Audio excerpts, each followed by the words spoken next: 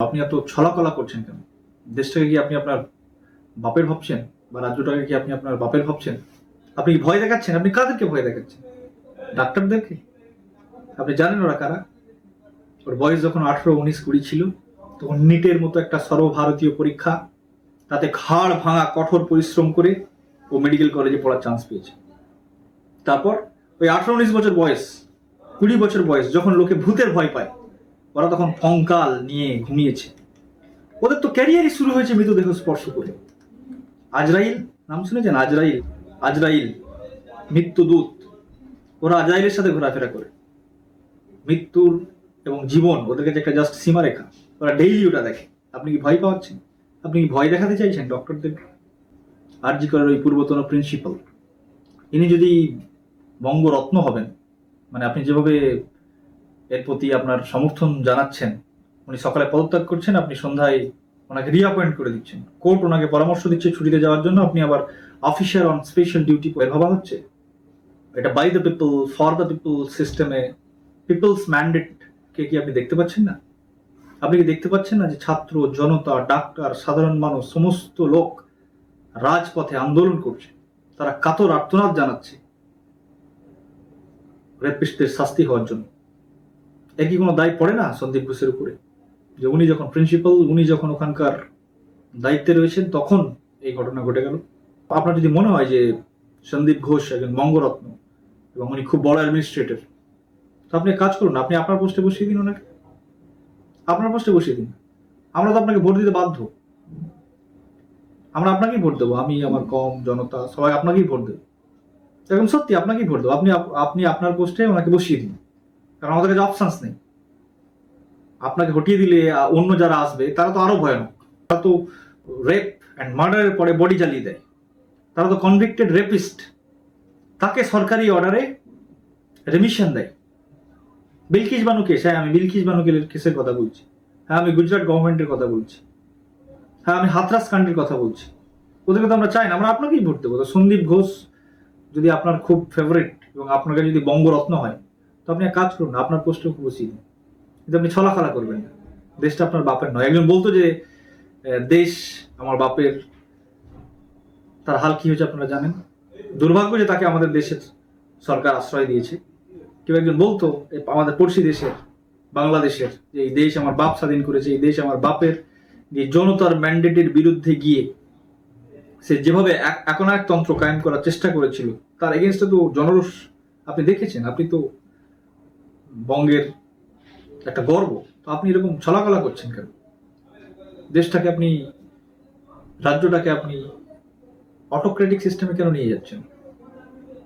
আপনি এটাকে এক কাজ করুন, সন্দীপ ঘোষকে আপনার পোস্টে বসিয়ে দিন। আমরা তো ভোট দিতে বাধ্য, কারণ আমাদের কাছে অপশনস নেই না। আমরা তো দুধেল গায়ে, তো আমরা তো আপনাকেই ভোট দেবো। তো এত ভাবনা চিন্তার কিছু নেই।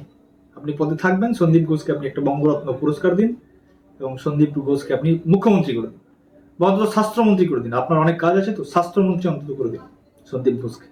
নাকি আপনি অন্য কোনো বার্তা দিতে চাইছেন? আপনি কি ভয় দেখাচ্ছেন নাকি? এবং অনেক ছাত্র, যুবক, সোশ্যাল অ্যাক্টিভিস্ট, তাদেরকে আপনি অ্যারেস্ট করছেন শুনছি। অনেকে সোশ্যাল মিডিয়া ব্যান করছেন। আপনি কি পিপলস ম্যান্ডেট দেখতে পাচ্ছেন? সন্দীপ ঘোষ যদি আপনার কাছে এত প্রিয়ই হয়ে থাকে, আপনি ওকে মুখ্যমন্ত্রী করে দিন, অ্যাটলিস্ট স্বাস্থ্যমন্ত্রী করে দিন। ও তো ডক্টর, উনি তো ডক্টর।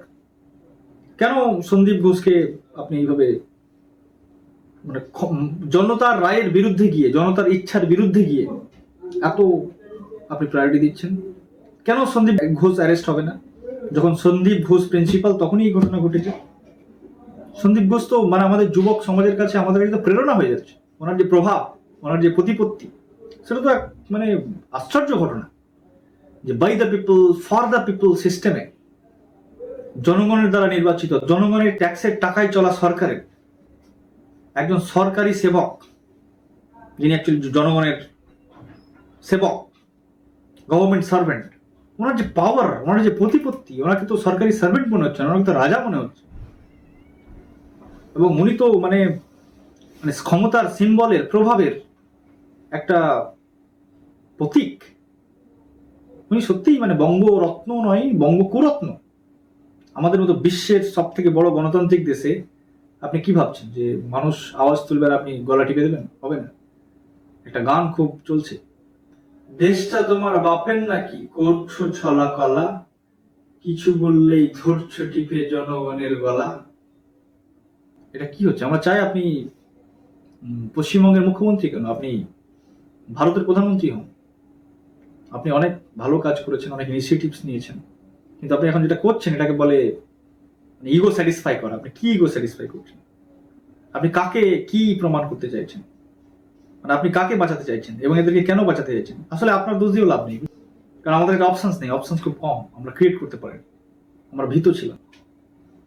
আসলে আপনাকে কি বলবো, ভারতবর্ষের পার্লামেন্ট 543 জন যে এমপি, তার 30% উপরে রেপ কেস আছে, রেপের অ্যালিগেশনস আছে।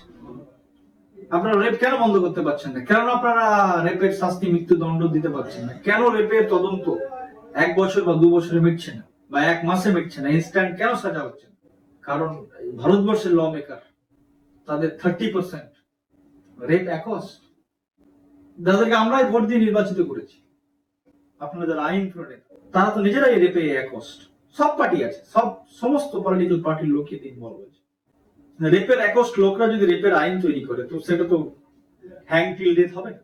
তো আপনারা কঠোর হচ্ছেন না, কারণ আপনাদের নিজেদের উপরেই এই অ্যালিগেশনস আছে, তাই না? ঠিক আছে, কিন্তু আপনারা ছেলে খেলা করবেন না, আপনারা ভয় দেখাবেন না। আমরা চাইবো আপনারাও এই দেশের জন্য ভালো কাজ করুন। আমি ভোটারদের কাছে আমি অনুরোধ করব, সাধারণ মানুষের কাছে, যে যদি কারোর উপরে রেপের অ্যালিগেশন থাকে, তাকে আপনারা বয়কট করুন। সে যে পার্টিরই হোক, যে দলেরই হোক, তাকে আপনারা বয়কট করুন। আমাদের আইন কঠোর করতে হবে এবং কোনোভাবেই রেপিস্টদেরকে প্রশ্রয় দেওয়া যাবে না। রেপের সঙ্গে জড়িত কাউকে প্রশ্রয় দেওয়া যাবে না, মার্ডারের সঙ্গে জড়িত কাউকে প্রশ্রয় দেওয়া যাবে না। থ্যাংক ইউ, আপনারা সবাই ভালো থাকবেন।